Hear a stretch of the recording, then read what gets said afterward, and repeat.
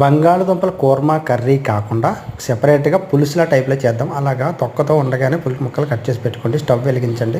ఉల్లిపాయ పచ్చిమిరపకాయలు కోసి రెడీగా పెట్టుకోండి. అక్కడ ముందుగా ఆయిల్ పోసి ఆయిల్ వేడెక్కగానే జీలకర్ర వేయండి. జీలకర్ర ఉచ్చి ఉల్లిపాయలు పచ్చిమిరపకాయలు బాగా ఫ్రై చేయండి. కొద్ది పసుపు ఉప్పు కూడా వేసి బాగా ఫ్రై చేయండి. ఉప్పు పసుపు బాగా ఫ్రై అయిన తర్వాత బంగాళదుంప ముక్కల్ని కూడా అందులో వేసి బాగా ఫ్రై చేయండి.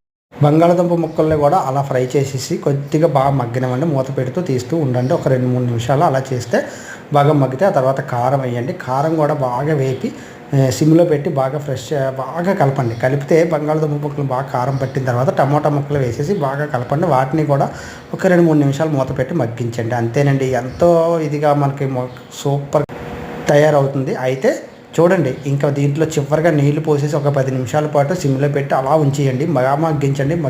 మొత్తం గ్రేవీ అంతా కూడా దిగి మనకి మంచి పులుసులా తయారవుతుంది. చివరిలో కొద్దిగా మసాలా కానీ లేకపోతే ఏదైనా మనకి